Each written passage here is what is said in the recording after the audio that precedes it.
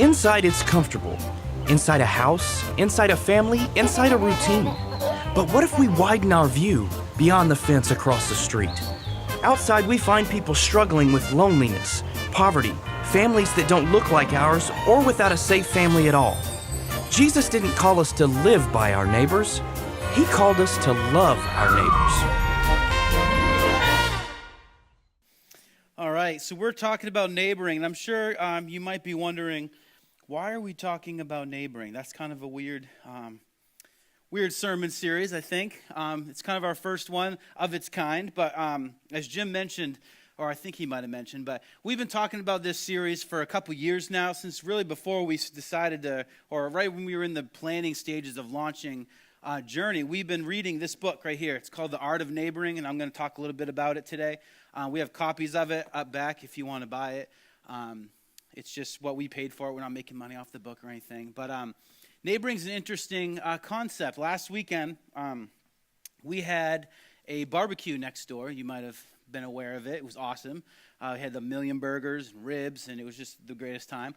And so planning for that, we thought we needed some power. So I got my generator out, and I said, Jim, can you come help me get this generator on my truck because it's huge and I can't lift it by myself. And everyone made fun of me because you can't get your own generator in your truck, but it's heavy. So Jim comes over and we get it in the back of my truck and we go over to the parking lot, and we didn't actually need it because there was power right there. So I just left it in the back of my truck, and we had a great time, a barbecue, and then I went straight from there to my niece's birthday party.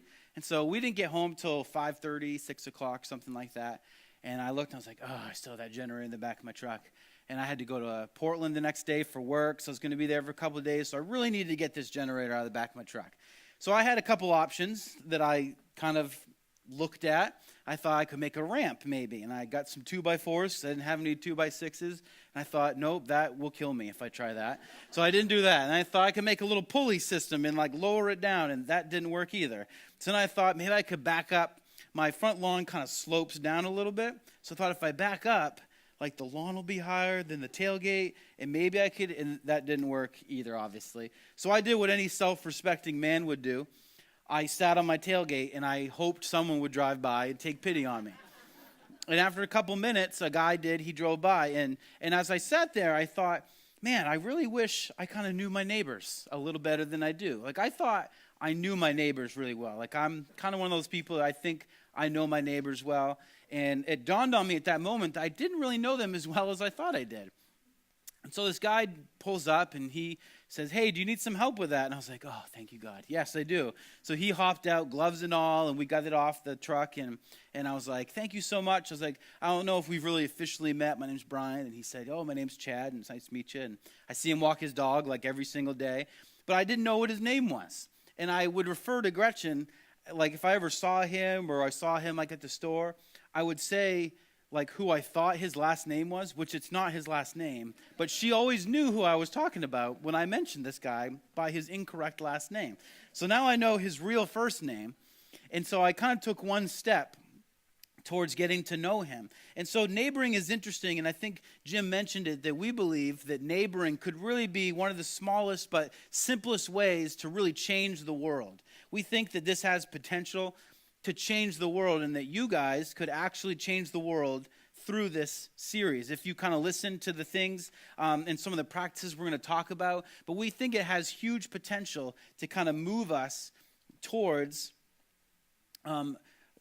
changing the world. And in your bulletin as you walked in, you guys got this fancy little shiny magnet, I hope. If you didn't, there's some on the back table, and I really want at least every household to get one of these, okay? So before we get kind of too far into the message, we're going to do a little exercise. How many people think you know your neighbors pretty well? You can raise your hand. All right, I see some hands. I like that. So we're going to challenge you in that, and I might prove you out to be a liar. So no offense. But so you take this little magnet, so it says you are here. It's kind of like a map. So picture your house right there, okay? Then think about the 8 neighbors that live closest to you, okay? What are their names? Do you know their first names? When I first saw this, I was like, piece of cake. And then I knew one of their names. One of them. And I'm a little bit of a cheater. Like, I am a little exception to the rule. My wife lived in our house she grew up there. And so she knows every neighbor that's still around that. So she could go and fly through this, but because she's kind of a cheater that way. She lived there, so she knows those things. But as I thought, I was like, well, I know, like, that guy drives a gray Silverado. That guy, he's got a bunch of daughters, and then those people live really far back, and they're the reason we lost power for, about 8 hours one day when he was trimming limbs. And so I didn't really know their names, right? So they say that about 10% of people can actually name all 8 of their closest neighbors. 10%, okay? So let's say there's 100 people in here. I'm not good at math, but I think that's 10 people about out of every 100 would know their actual neighbors' names, okay? And then only 3% can actually name something personal about those people. Something personal. Like, I know the people across the street, they have 2 sons and a daughter, and what he does for work, maybe. I don't really know what he does for work, but I'm hoping to gain that through this series. So, but only 3% can name something personal about their neighbors, okay? And then, if you go even further down from that, only 1% of people can say that they know something personal about their neighbor that they gained through a conversation with that neighbor, not through another neighbor, right? Not through neighborhood gossip. So only 1% of people. That's staggering. We don't know our neighbors, right? Like, I thought I knew my neighbors, but I really don't. And the other day I drove, after Chad and I had our interaction, and he helped me, I was driving down the street with Gretchen, and I was like, so, the bosses, what's his first name? So she told me. And I was like, what about the guy across the street? What's his first name? And so I know all the first names of the guys that live around me now that I didn't know before. And I know that's a little bit cheating, but it's my kind of way to start out to say, you know what, I'm going to make an effort to get to know these people. Because how can you love your neighbor if you don't know your neighbor, right? How can you love them if you don't even know them, if you don't even know their name? So we're going to look at a story real quick in Luke chapter 10. This is a story that I know I preached on a number of months ago. It's the story of the Good Samaritan. So we're going to kind of do it at a little bit higher level than we did before. But it starts out, it says, on one occasion, an expert in the law. So a guy, he knew it well, right? So he knew the law. He knew all that's in it. He knew what it meant. And he stood up to test Jesus. Now, I got to tell you, that's a bad idea, right? If you've read the Bible, you know that's not a great idea because he's probably going to prove you wrong or make a fool of you by trying to test him. But he tried to test Jesus, and he said, Teacher, what must I do to inherit eternal life? And so Jesus, doing what he does, he flips it around. He answers his question with a question. He's like, well, what's written in the law? You're the expert. Like, what does it say? And so he says, Jesus says, how do you read it? Like, what do you think it means? And he goes on, and he said, love the Lord your God with all your heart, with all your soul, and with all your strength, and with all your mind. So that's the first part. And then he goes on, he says, and love your neighbor as yourself. So this is the expert kind of in the law saying this. So he says, love your neighbor as yourself. And Jesus is like, yeah, you've answered correctly. Do this and you'll live. So he answers his question by asking a question and saying, you already know this, basically. Like, why are you even asking me? So he says, oh, okay, if I do this, like, I'll live. But then he goes on and says, the guy wants to justify himself, right?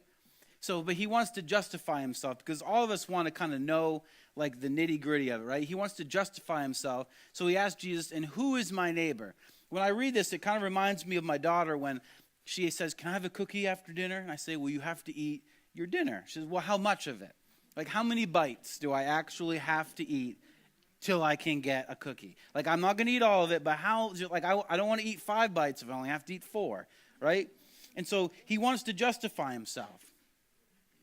And so before we get to the rest of the story, it's kind of like he says, who of my neighbors? Like, I have a list here, there's 8 houses that are like directly either beside me, across the street, or diagonal. Which one of those do I actually have to love? Like, I don't want to love all of them. That's so many people. Who do I actually have to love? Now, the story kind of goes on, and we're not going to read the whole story, but it goes on with this guy, and he he's on his way up to Jericho, and he gets mugged. He gets beat up, and it's on this really rugged road that's got a lot of twists and turns, and people hide there, and they mug you, and they steal all your stuff. So this guy gets robbed. He's beaten within an inch of his life, basically. And then a number of people kind of come up upon him and walk by. So the first is a priest, and he walks up, and he goes to the other side of the road. He's like, "Ooh, I'm in my nice robe. Like, I can't deal with that right now. I'm already late to the temple," or whatever. And then the Levite comes up, and he does the same thing. So these two kind of religious types, leaders, they just kind of go around it because they can't really be inconvenienced with it. But then a Samaritan man stops. And this is kind of a big deal because Jews and Samaritans, they didn't mix.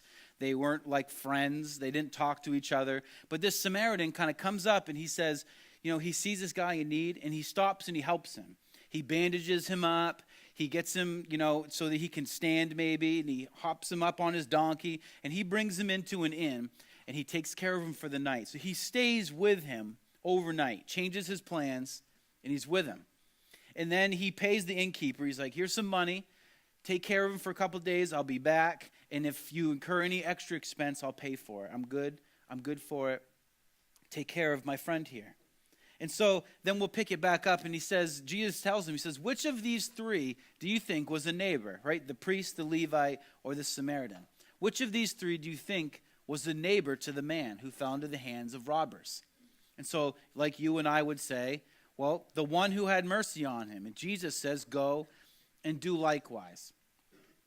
So this guy, he asks Jesus, "Who's my neighbor?" Like, who actually is my neighbor that I really need to love? And instead of Jesus saying, "All right, well, it's Tom across the street, Bill, and the guy with the annoying dog, it's those people that you need to love," he flips it around and he asks him a question. And he gives him some more tips. He doesn't tell him who his neighbor is, but he shows an example of how to love your neighbor. And it's kind of an example more of how do you love your neighbor than telling you exactly who your neighbor is.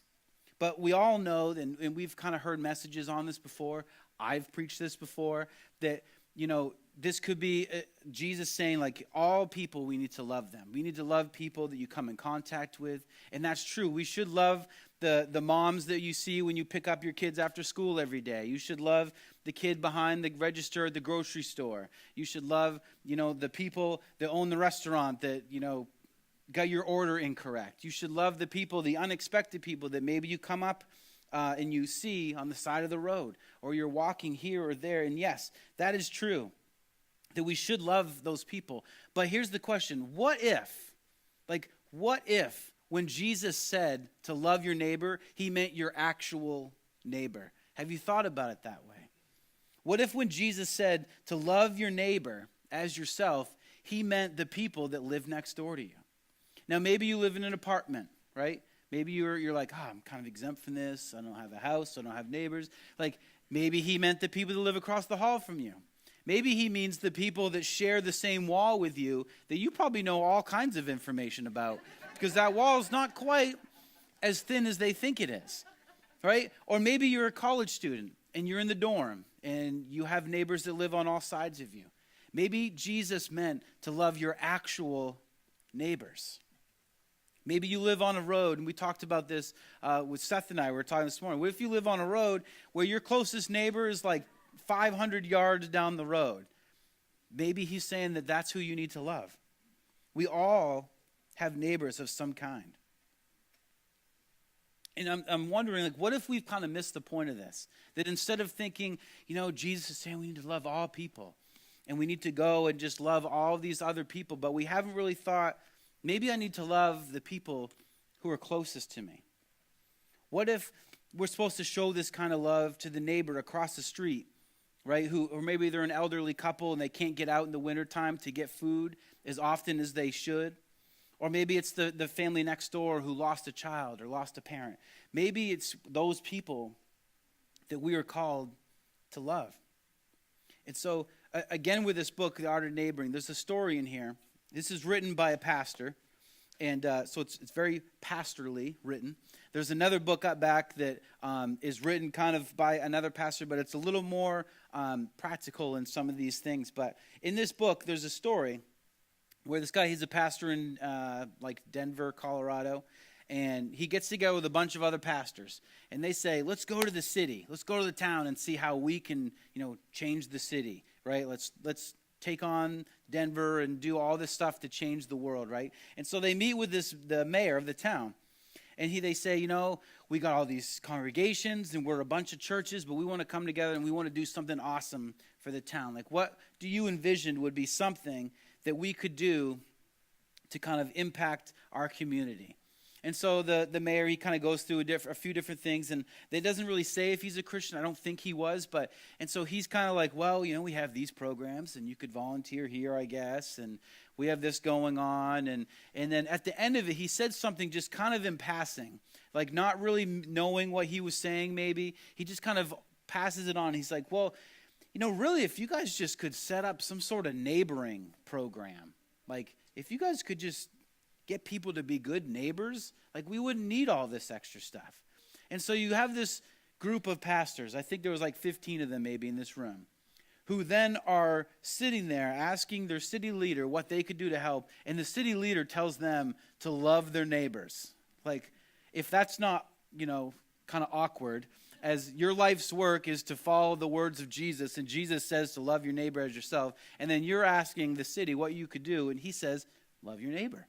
Right? Because relationships always trump programs. That's what he's saying, is that all of these things that go on in the world and in our communities, different programs, they spring up all the time. People get funding because, shut-ins, maybe they can't get out to get their food. And so they develop these programs and they get a grant for it. And then these people are starting to get food and it's great. But then the grant runs out and then the program dies off, a couple years later. And then they're left with wondering, how are we going to feed these people?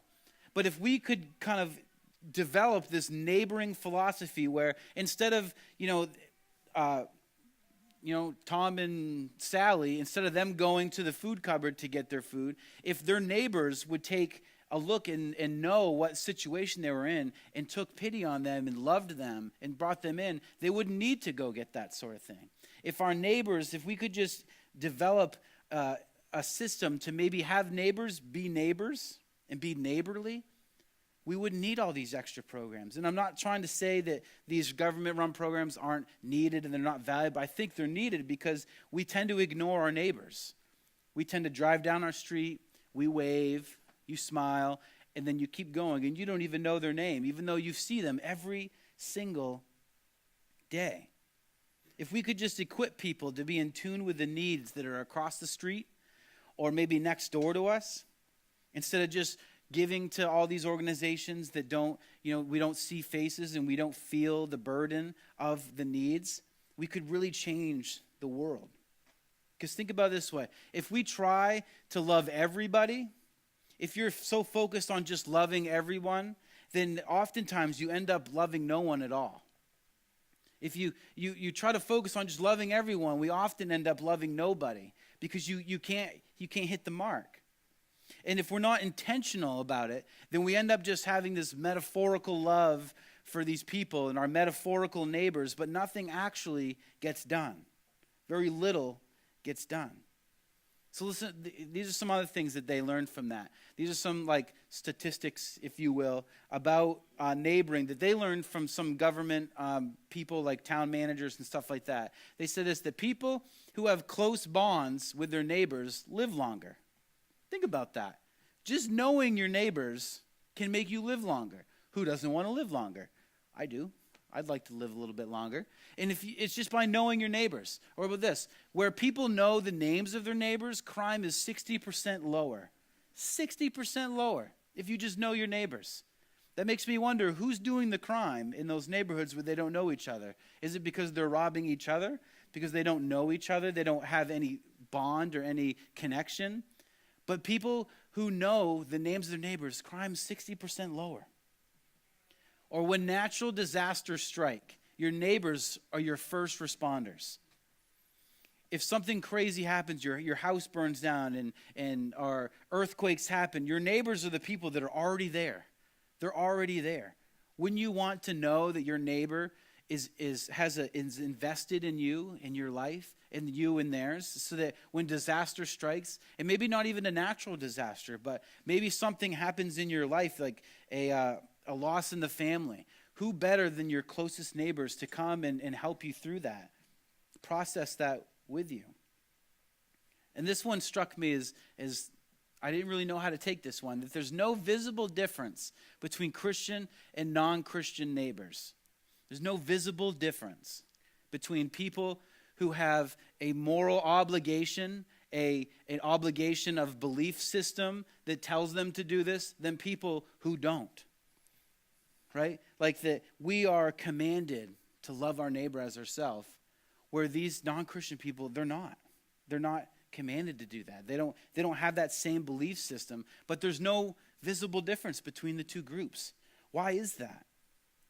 Because I think it's a far easier than we think it is, right? Like we get so amped up and we look at our neighborhoods kind of like, I heard it likened to an elevator syndrome. Has anyone heard of elevator syndrome? When you get in an elevator, you just assume the other person's weird, right? Like you get in that elevator and you're like, I don't know who that is. Why is he in here with me? Why is he going? He's going to the same floor I am. He must be following me, right? Like it's awkward. No one likes elevators. And even elevators with not even the cheesy music playing. And then you're like, this is so weird. And so you see your neighbor and you're like, oh, I'm going to get my mail. He's walking his dog. We're going to converge. Like, this is weird. What if he's weird? What if he thinks I'm weird? It's like you're going on a first date when really you just want to say hello. Just meet them. And it's so easy to just go from one stage to another. You just say, hey, I'm Brian. I don't think we've met before. And then he tells you his name. Hey, I'm Chad. And you go from stranger to an acquaintance, right? Like, you don't have to go from stranger to best friend. Me and Chad aren't hanging out tonight, okay? We're not hanging out tonight and having dinner. Maybe in the future, we might. That would be kind of nice. And we've talked about having a block party or whatever on our neighborhood. But we're not quite there yet. I just learned his first name, and I still don't know his last name. I think it's Webb, but it's not. So it just takes one step to go to acquaintance. And then maybe if I see him walking his dog next, I can go check my mail then. And I'll say, hey, Chad, how's it going? And I can learn his dog's name, right? And then maybe I can learn his wife's name. And then maybe the things that I know about him, I could bring those into a conversation. Say, oh, you coach girls basketball, right? Because I know things about him that I know about him, but not because he's talked to me about them. And then we can go from just being acquaintances to having a relationship. It's a little bit easier than we think it is, but it begins with saying hello. So Matthew, in chapter 22, there's another instance of kind of this same thing where a guy, he's trying to trick Jesus again, and he asks Jesus, he says, I don't know if I have it up on the slide or not. He says, he tries to trick Jesus, and he says, Jesus, what's the most important commandment? Like, what's number one on the list? Like, there's a whole bunch of them, and that's just a lot. Like, what's the number one commandment? And Jesus says to him, love the Lord your God with all your heart, with all your soul, and with all your mind. And then he goes on and he says, this is the first and the greatest commandment. And the second is like it. It's just like it. It's almost like that one's number one and this one's kind of like 1.5, right? Or 1.2. He says, and the second is this, love your neighbor as yourself. Love your neighbor as yourself. All of the laws, all the law and the prophets hang on these two commandments. You don't need to be concerned with this whole list. He says, if you do these two things right, the rest of them are there. The rest of them are being fulfilled. You've got those. Those are covered. But as Christians, we're called to this. These are commands that come from Jesus, the guy who lived, who was crucified, who died, who rose from the dead, was seen by hundreds of people. He said, and he commanded us to love our neighbor as ourselves. And he even said it's one of the top two things that you need to concern yourself with. So we have an obligation to do it. It's kind of our duty. This should be our bread and butter, right? Like, this should be what we are known for. That statistic that says that non-Christians and Christians, there's really no difference. There should be a difference. When people see us, they should say, those are the Christians that just love their neighbors like crazy. That almost when you're looking to buy a house, you're looking for the neighborhood where the Christians live, right? Like, you want to be in that neighborhood. I grew up in Bangor, and the Fairmount neighborhood, and that was like a desirable neighborhood because it had a nice park and whatever. And so like that should be the Christian neighborhood. People want to live next to Christian neighbors. That's how it should be. But it's not. There's really no difference between who those neighbors are. And we kind of don't look at neighboring the way that we look at like the Great Commission, right? Like if you know what the Great Commission is, it's kind of that point in time when Jesus, he sends them out and he says, go into all nations and make disciples. And so we take that and we think, oh, like if I'm going to do that, I got to go to like third world Africa somewhere. And I don't really want to do that, Jesus. I'm not the missionary type, right? But we're all called to love. We're all called to be missionaries in our own communities, in our own streets. Charles Spurgeon, he's a great preacher from like the 1800s. He's written books and things like that. He said this, that every Christian is either a missionary or an imposter. Think about that. You're either a missionary or an imposter. You're either sharing the love of Jesus or you're just an imposter. You're either sharing the love or you're not. Like you're either for Jesus or you're against him, the Bible says. You're either sharing his love or you're not. You're either a missionary or an imposter. And that doesn't mean you need to move to the odd ends of the world. That's not what this is saying. If you're not a Christian here today, I want to challenge you in this, that you might be kind of off the hook on this whole what Jesus commands you to do thing. Like you might be off the hook on that, but I want to challenge you to be a good neighbor, because think about it this way. It's fun. It's fun. When you have good neighbors, it's fun. You enjoy being home. You enjoy the conversations. You enjoy knowing that if you go on vacation, someone's got an eye on your house, right? Or if something like bad happens, that you know people are there. I used to joke with my wife's parents, my in-laws, that when they were out of town one time, I went over and they gave me a TV. And they gave me and Gretchen a TV for our new apartment and stuff. And I remember going in, and I didn't know the alarm system code. And so I'm walking out the front door of their house with a TV in my arms, and the alarm's just blaring. And I'm texting Gretchen. I don't even know if they had texting then, but I'm calling or something and trying to get the code to this thing. And I was like, oh, whatever. And so I remember telling Gary, I was like, you don't have very good neighbors. I walked right out the front door with a TV, alarm's blaring, and no one even batted an eye. No one even told them about it. But wouldn't that be nice if we had the types of relationships with our neighbors where we had their back, we were invested in them, our kids played together, we trusted them, and they trusted us? So whether you're a Christian or not, it shouldn't matter. We should all be on that same page of wanting to have good neighbors and be good neighbors. But many of us have kind of given up on that hope that we can actually change the world. How many of you, when you were in high school, and maybe you're in high school today or you're going into high school, and you think that you have big plans, that God has big plans for your life? Like, I lay in bed sometimes and I think, I know I'm made for more than what I'm doing right now, right? Like, have you ever had that? Or maybe you think that that's lost, and many of us have kind of given up hope on the thought that we can actually change the world. Because, when do you have time to do something that huge, right? Like, I can barely get my son to take a shower on a weekly basis, right? Like, how am I supposed to change the world when I have that? Like, I can barely get up in the morning, shower, out the door, at work on time. And you want me to change the world? Like, it's not happening, right? But the reality is that we can all change the world right from our front doorstep. Right from our house. That if we can change the lives of 8 people, and then those 8 people can change the lives of their 8 people, and then those 8 people, and it grows, and it grows. We can all change the world. And here's why. Because in the book of Acts, we're going to look at a scripture here. In the book of Acts, it says something completely profound. And it says this, from one man, he made all the nations. God, from one man, he made all the nations, that they should inhabit the whole earth. The whole earth is ours. That he has made it, he gave it to us. And he marked out their appointed times in history. Okay, God put you here in this time for a reason. He put you here for a reason. I remember Gretchen and I were watching a Western movie like a couple weeks ago. And I remember I probably said it out loud, like, I could not imagine living in that time.